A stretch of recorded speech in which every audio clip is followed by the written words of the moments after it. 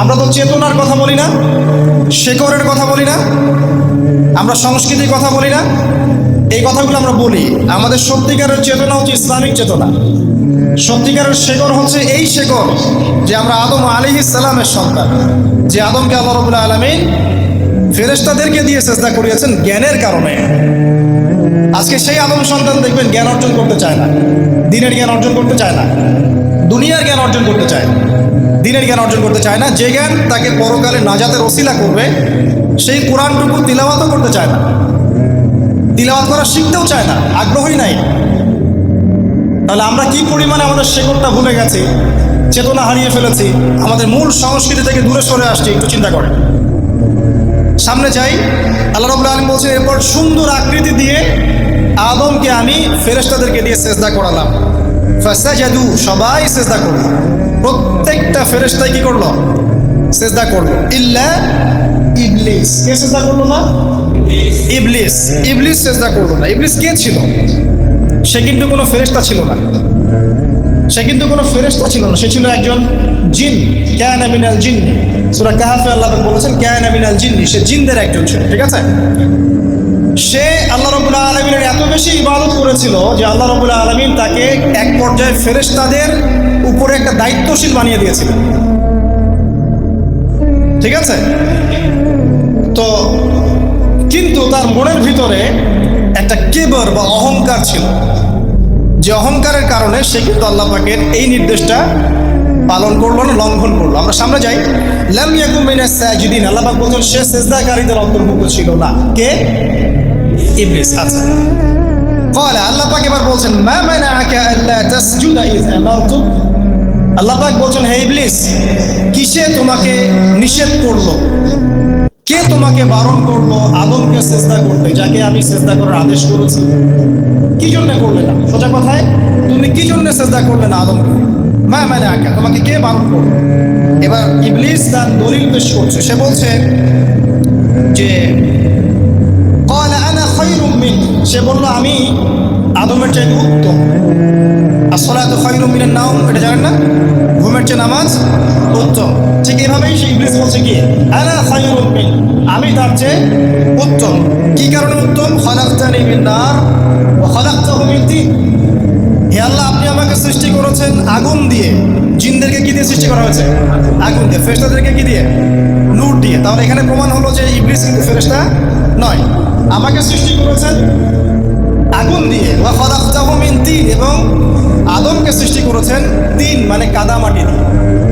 তার মানে আগুন কাদামাটির চেয়ে সুপিরিয়র, বেশি মর্যাদা সম্পন্ন, ওর মানে কে আছে আর কি, এই কারণে সে সিজদা করলো না। এবার আল্লাহ রাব্বুল আলামিন বলছেন ক্বালা ফাহবিত মিনহা, ইবলিস এখান থেকে নেমে যাও। এটা কোন জায়গা? একদম মহাকাশের উপরে না, নাকি পৃথিবীতে? এটা সাত আসমানের উপরের ঘটনা। ইতিহাস শুরু হয়েছে মহাবিশ্বে, মানুষের অস্তিত্ব ছিল না এমন একটা সময় চলে গেছে।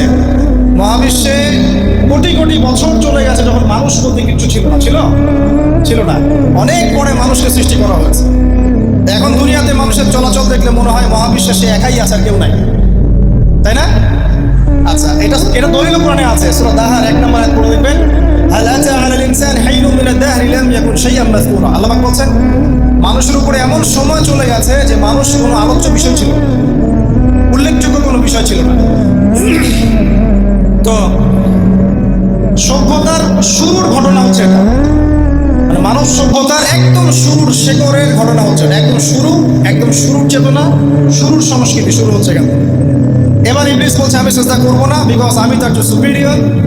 আপনি তাকে সৃষ্টি করেছেন মাটি দিয়ে, আমাকে সৃষ্টি করেছেন আগুন দিয়ে, আমি তাকে সিজদা করবো না। সে আল্লাহ পাকের আদেশ লঙ্ঘনই করলো না, বরং আল্লাহকে উল্টা একটা যুক্তি দেখালো যে আপনি ভুল, আমি ঠিক। নাউযুবিল্লাহ, আপনি আমাকে আদমকে সিজদা করতে বলছেন, এটাই ভুল, বরং উচিত হচ্ছে ও আমাকে সিজদা করবে। তো সে কিন্তু আবা ওয়াস্তাকবার, সে উদ্ধত হলো এবং অহংকারও প্রদর্শন করলো। আল্লাহ পাক বলেন ক্বালা ফাহবিত মিনহা, এখন এখান থেকে নেমে যাও। এই জান্নাতি বলেন আর ওই ঊর্ধ্ব জগতি বলেন, সেখান থেকে তোমরা নেমে যাও, তুমি নেমে যাও। ফামা ইয়াকুনু লাকা আন তাতাকাব্বারা ফিহা, এখানে দাঁড়িয়ে তুমি অহংকার করবে এই অধিকার তোমাকে দেওয়া হয় নাই। সোজা কথা, আল্লাহ পাক বলছেন এখানে দাঁড়িয়ে তুমি অহংকার করবে এই অধিকার তোমাকে দেওয়া হয়নি। আল্লাহ পাক অহংকারীকে পছন্দ করেন? অহংকারীদেরকে আল্লাহ পাক কিয়ামতের মাঠে পিঁপড়ার মতো উঠাবেন। তাদের আকৃতি মানুষের সমানও হবে না, ছোট ছোট কালো পিঁপড়ার মতো হবে এবং অন্ধকার ওদেরকে ঢেকে নিবে। তো আমাদের মনে যাদের অহংকার আছে, আল্লাহর ওয়াস্তে অহংকার ছেড়ে দেয়। অহংকার ইলমেরও থাকতে পারে, একজনের অনেক বড় ইলমি ডিগ্রি সার্টিফিকেট আছে, অমুক ফারেক তমুক ফারেক, অমুক মুহাদ্দিস অমুক মুফাসসির, ডাবল ডিগ্রি, এটারও অহংকার থাকতে পারে, ঠিক আছে। আবার অনেকের টাকা পয়সার অহংকার থাকে, অনেকের ক্ষমতার অহংকার থাকে, আবার এখনকার মেয়েদের সৌন্দর্যের অহংকার থাকে, থাকে না? এক এক মানুষের এক একটা অহংকার। অহংকারের ডেফিনেশনটা কি? একজন সাহাবী নবী সাল্লাল্লাহু আলাইহি ওয়াসাল্লামকে বলছেন, ইয়া রাসূলুল্লাহ, আমি পছন্দ করি আমার গায়ের পোশাকটা সুন্দর হোক, আমার জুতা সুন্দর হোক, ঠিক আছে, আমার সুগন্ধি ভালো হোক, দামি হোক। এটা কি অহংকারের পরিচয়? নবী সাল্লাল্লাহু আলাইহি ওয়াসাল্লাম বলছেন, না, এটা অহংকারের পরিচয় নয়। বড় অহংকারের পরিচয় হচ্ছে অন্য মানুষকে তুচ্ছ তাচ্ছিল্য করা, এক, আর দুই হচ্ছে সত্যকে প্রত্যাখ্যান করা। মনে থাকবে অহংকারের সংজ্ঞা কি? এক, অন্য মানুষকে তুচ্ছ তাচ্ছিল্য করা, আর দুই, সত্যকে প্রত্যাখ্যান করা। এখন সত্য কি? আইনস্টাইনের থিওরি সত্য, নাকি পিথাগোরাসের উপপাদ্যই সত্য, নাকি আমাদের পশ্চিমারা যে সেকুলারিজম, কমিউনিজম, ডেমোক্রেসি ইত্যাদি ইত্যাদি, ন্যাশনালিজম এগুলো দিয়ে দিয়েছে মতবাদগুলো, এগুলি চূড়ান্ত সত্য? সায়েন্সই কি চূড়ান্ত সত্য? চূড়ান্ত সত্যটা কি আসলে? এক কথায় সূরা কাহফের 29 নম্বর আয়াতে সত্যের সংজ্ঞা আছে। কত নম্বর আয়াতে? সূরা কাহফের 29 নম্বর আয়াতে আল্লাহ পাক বলেছেন, ওয়াকুলিল হাক্কু মির রাব্বিকুম। হে নবী, আপনি বলে দিন সত্য সেটাই, ন্যায় অন্যায়ের চূড়ান্ত মানদণ্ড সেটাই, হক বাতিলের চূড়ান্ত মানদণ্ড সেটাই। কোনটা? যেটা তোমার রবের পক্ষ থেকে নাযিল হয়েছে। আর আমাকে বলেন যে রবের পক্ষ থেকে কি নাযিল হয়েছে? একসময় তাওরাত নাযিল হয়েছিল না? ওটাই হক ছিল। ওই সময় কি ছিল? সেটাই হক ছিল। জাবুর ওই সময় কি ছিল? হক। ইনজিল ওই সময়ের হক ছিল। এখন কি আছে আমাদের কাছে? কোরআন এবং এর ব্যাখ্যা হচ্ছে হাদিস। কিয়ামত পর্যন্ত কি অন্য কোনো শরীয়ত আসবে? অন্য কোনো নবী আসবে? কেউ যদি বলে যে অমুকে নবী হবে, সে কি মুসলিম না কাফের? তাহলে কোনো সন্দেহ আছে? যদি কেউ দাবি করে যে মুহাম্মদ সাল্লাল্লাহু আলাইহি ওয়াসাল্লাম শেষ নবী নন, আরো নবী আসতে পারে, নাউযুবিল্লাহ, এবং এই কুফরি আকীদায় বিশ্বাসীকে কেউ যদি কাফের মনে না করে, সেও কাফের হয়ে যেতে পারে। বুঝতে পারছেন? আসেন, তো অহংকারের সংজ্ঞাটা আমরা জেনে নিলাম যে সত্যকে প্রত্যাখ্যান করা, আল্লাহর ওহীকে প্রত্যাখ্যান করা, মানে কোরআন এবং সুন্নাহ থেকে সরে আসা, এটাকে মিথ্যা মনে করা, বা অন্য কোনো মতবাদকে কোরআন সুন্নাহর সমকক্ষ মনে করলেও কুফরি হয়ে যাবে। এরকম মনে করে অন্য একটা মতদর্শ, একটা দর্শন, একটা ফিলোসফিক্যাল থট বা একটা স্কুল অফ থট কোরআন সুন্নাহর চেয়ে ভালো নয়, কিন্তু কোরআন সুন্নাহর সমমানের, এটাও যদি কেউ মনে করে, কাফের। কথা কি বুঝতে পারছেন? এটা হচ্ছে অ্যাবসলিউট ট্রুথ, মানে এটা সত্যের একদম সর্বোচ্চ স্টেজ, এর উপরে আর কিছু নাই। ভুলে গেছিলাম ভাই। আচ্ছা, এবার আসেন, আমরা অহংকারের সংজ্ঞা জানলাম, সত্যের সংজ্ঞাও জানলাম। এখানে ইবলিস কি করছে? সে অহংকার প্রদর্শন করছে। সে আল্লাহকে বলছে আপনি ভুল, আমি ঠিক। আদমকে সে তুচ্ছ তাচ্ছিল্য করলো এবং সত্যকে প্রত্যাখ্যান করলো, দুটোই কিন্তু ইবলিস করলো এখানে। আসেন, আল্লাহ পাক বলছেন ফাখরুজ, এখান থেকে বের হয়ে যাও হতভাগ। ফাখরুজ মানে উখরুজ মানে বের হও, অতএব ফাখরুজ, এখান থেকে বের হয়ে যাও। ইন্নাকা মিনাস সাগিরিন, তোমার অহংকার করার কোনো সুযোগ নাই এখানে, তুমি তো ছোট পুত্র। ইন্নাকা মিনাস সাগিরিন, সাগির মানে কি? তুমি এখান থেকে, তুমি বের হয়ে যাও এখান থেকে, তুমি একজন ক্ষুদ্র সত্তা, তোমার এখানে অহংকার করার কিছু নাই। কলা, এবার ইবলিস বলছে, এই জায়গাগুলো খুব ভালো করে শোনেন, আমাদের লেকচারের আসল জায়গায় কিন্তু যাবেন। যদি আড়াইটা পর্যন্ত লেকচার নিয়ে কোনো সমস্যা আছে? আচ্ছা, তাহলে বসে থাকেন, খাওয়া দাওয়া করে আসছেন তো? আচ্ছা, কলা, এবার ইবলিস বলছে আনজিরনি, শোনেন, ইবলিস বলছে আনজিরনি, হে আল্লাহ আমাকে অবকাশ দিন। কি বলছে? আমাকে অবকাশ দিন। ইলা ইয়াউমি ইউবআসুন, যেই দিন আপনি কিয়ামত ঘটাবেন, যেই দিন সবাইকে পুনরুত্থিত করবেন, ওই দিন পর্যন্ত আমাকে অবকাশ দিন। সূরা বাকারায় আছে, অন্য সূরায় আছে, রব্বি আনজিরনি ইলা ইয়াউমি ইউবআসুন। ইবলিস বলছে হে আমার রব। কি বলছে ইবলিস? হে আমার রব। ইবলিস কি তাহলে আস্তিক না নাস্তিক? কথা বলেন। ইবলিস ইবলিস কি আস্তিক না নাস্তিক? আস্তিক। ইবলিস বলছে যে ইয়া রব্বি রব্বি, হে আমার রব, হে আমার প্রতিপালক। আল্লাহকে ইবলিস বলছে হে আমার প্রতিপালক, আনজিরনি, আমাকে অবকাশ দিন, ইলা ইয়াউমি ইউবআসুন, কিয়ামত দিবস পর্যন্ত, বা যেদিন আপনি পুরো মানব জাতিকে উঠাবেন কবর থেকে, আবার ওই দিন পর্যন্ত আমাকে অবকাশ দিন। তার মানে কিয়ামত যে হবে এটা নতুন করে লেখা হয় নাই, সভ্যতায় হিস্ট্রির শুরু থেকেই কিয়ামত ছিল। কথা বুঝতে পারছেন? ফেরেশতারাও জানতেন যে একদিন মহাবিশ্ব ধ্বংস হয়ে যাবে। যখন পৃথিবীতে মানুষকে পাঠানো হয়নি তার আগেই ফেরেশতারা জানতেন, আল্লাহ পাকের ইলমে ছিল এবং তিনি এটা ফয়সালা করে দিয়েছিলেন যে একদিন এই পুরো মহাবিশ্বই ধ্বংস হয়ে যাবে। ইবলিস আগে থেকে জানতো যে কিয়ামত হবে, এই জন্য সে বলছে আমাকে কিয়ামত পর্যন্ত অবকাশ দিন। আল্লাহ পাক এবার কি বলছেন দেখেন, ইবলিস আল্লাহর কাছে চাইলো, আল্লাহ পাক তাও তাকে ফেরত দিলেন না। আর আমরা আল্লাহর কাছে চাইলে এখন হতাশা হয়ে যায় না, দোয়া করতে থাকি আর বলি যে আমার দোয়া তো কবুল হচ্ছে না। আর ইবলিস একটা জিনিস চাইলো, আল্লাহ পাক বললেন ক্বালা ইন্নাকা মিনাল মুনজারিন, যাও তুমি অবকাশ প্রাপ্তদের একজন, তোমাকে অবকাশ দেওয়া হলো। এক কথায় তোমার দোয়া কবুল করা হয়েছে, তোমার অবকাশ তোমাকে দেওয়া হলো, কারণ আল্লাহ পাক এটা পরীক্ষা করবেন ইবলিসকে দিয়ে মানব জাতিকে। ক্বালা, এবার ইবলিসের চ্যালেঞ্জ শোনেন, এটাই আমাদের আজকের লেকচারের মূল পয়েন্ট। এই জায়গা থেকে ইবলিস চ্যালেঞ্জ করছে, কি চ্যালেঞ্জ করছে? ফাবিমা আগওয়াইতানি, হে আল্লাহ আপনি যে কারণে আমাকে বিচ্যুত করলেন, আমি আমার যে কৃতকর্মের কারণে আপনার রহমত থেকে বঞ্চিত হয়ে গেলাম, ঠিক আছে,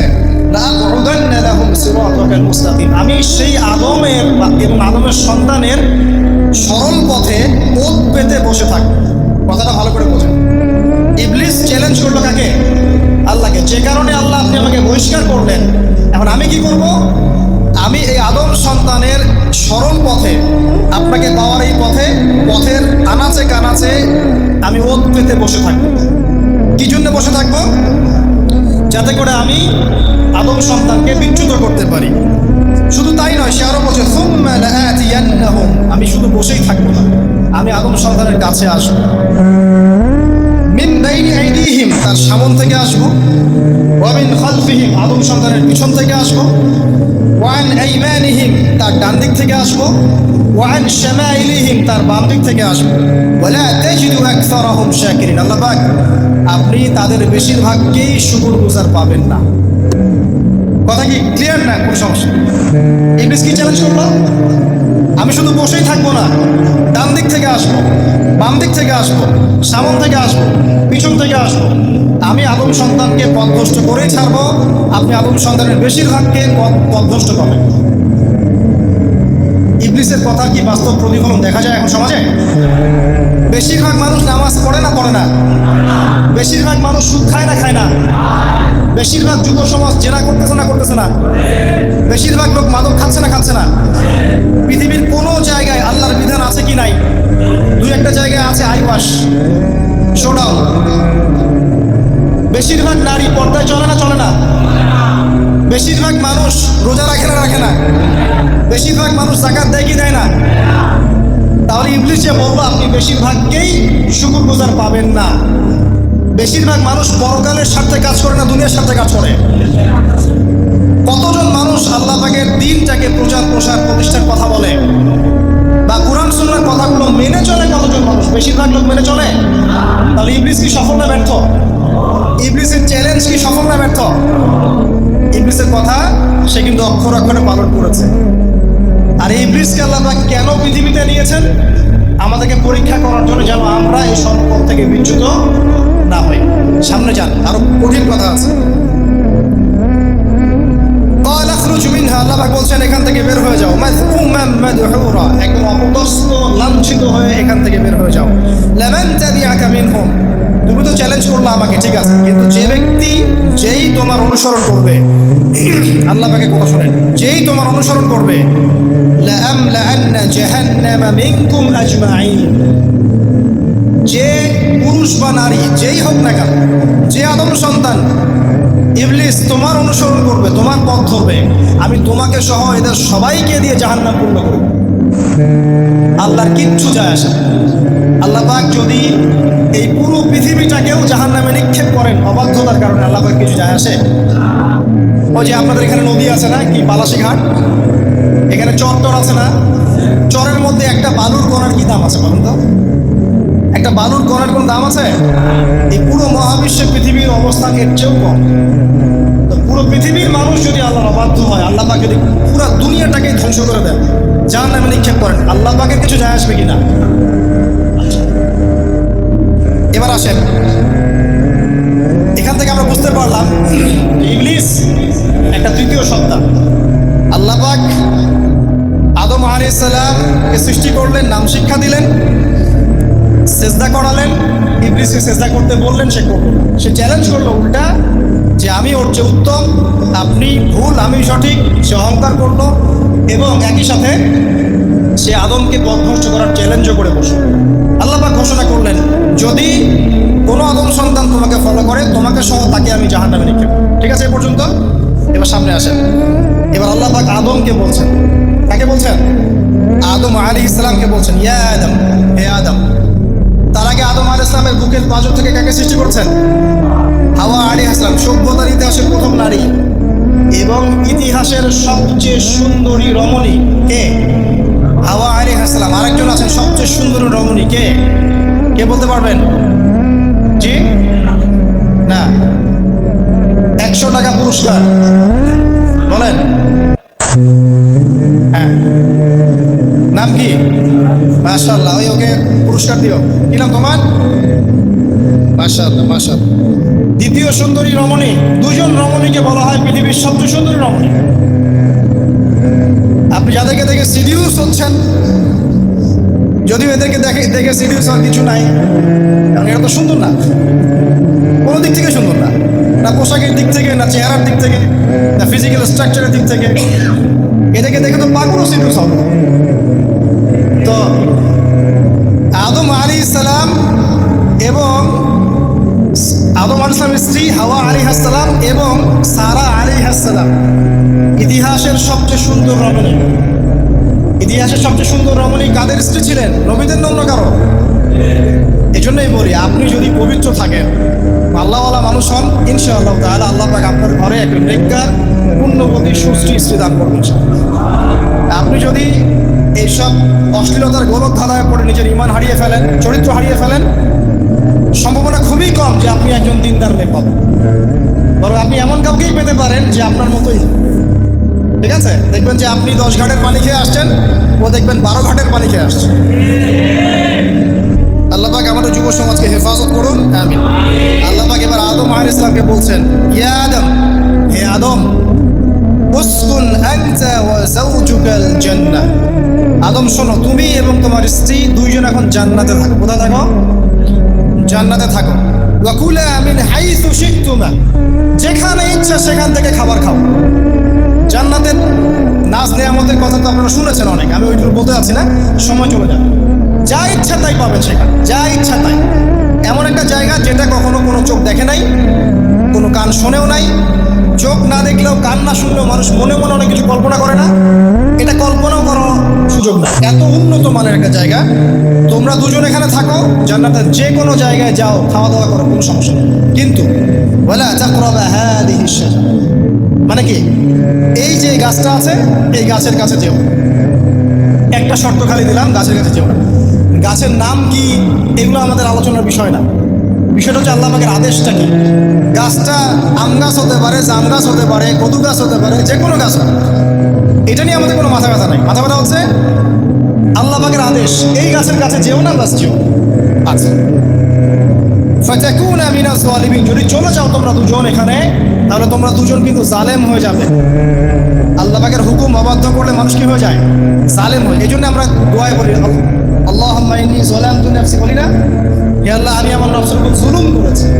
রব্বানা যালামনা আনফুসানা, বলি না, আল্লাহ আমরা আমাদের উপর জুলুম করেছি। আমরা যখন পাপ করি মানে আমরা জুলুম করে ফেলেছি। তো তোমরা দুজন এই গাছের কাছে যেও না, যদি যাও তাহলে জুলুম করে ফেলবে এবং জালেম হয়ে যাবে। এবার ইবলিস তো আর বসে নাই, সে তো চ্যালেঞ্জ করেছে, করে নাই? আচ্ছা, এবার ইবলিস কি করছে? ফাওয়াসওয়াসা লাহুমা শাইতান, এবং ইবলিস এবার এদের দুজনকে ওয়াসওয়াসা প্রদান করতে শুরু করলো। ইবলিস কি করলো? ওয়াসওয়াসা প্রদান করতে শুরু করলো। ওয়াসওয়াসাটা এমন ছিল যে হাল আদুল্লু আদুল্লুকা আলা শাজারাতিল খুলদি ওয়া মুলকিন লা ইয়াবলা। ইবলিস এসে আদম এবং হাওয়া আলাইহিস সালাম তাদেরকে উস্কে দিতে লাগলো যে আমি কি তোমাদেরকে এমন কোনো গাছের কথা বলবো যেই গাছের ফল খেলে তোমরা চিরস্থায়ী হয়ে যাবে, কখনো মরবে না, এবং এমন রাজত্ব পাবে যে রাজত্বের কোনো ক্ষয় নাই। ইবলিসের টোপটা কি দেখলেন? চিরস্থায়িত্বের টোপ এবং কিসের টোপ? রাজত্বের টোপ। এটা সূরা তহার মধ্যে আছে। অন্য সূরায় আছে যে আমি কি বলে দিব এমন গাছের কথা যে গাছের ফল খেলে তোমরা ফেরেশতা হয়ে যাবে, কখনো মরবে না। তাহলে চিরস্থায়িত্বের টোপ এবং এই যে কিসের রাজত্বের এই যে টোপ, এই দুইটা হচ্ছে মানুষকে আল্লাহর পথ থেকে ডিসিভ করার একটা মাধ্যম। কথা বুঝতে পারছেন? এই পৃথিবীতে যত মানুষ পথভ্রষ্ট হয়ে গেছে জন্য হয়েছে অনেকেই, আর অনেকে চিরস্থায়িত্বের জন্য হয়েছে। ফেরাউন নমরুদ চিরস্থায়িত্বের লোভে পড়ে পথভ্রষ্ট হয়নি? আর ওই সময় থেকে শুরু করে এখনকার বিশ্বে যারা ক্ষমতাধর, এরা কি ক্ষমতার দাপটে পথভ্রষ্ট হচ্ছে না? এই দুটো হচ্ছে মানুষকে পথভ্রষ্ট করার মাধ্যম।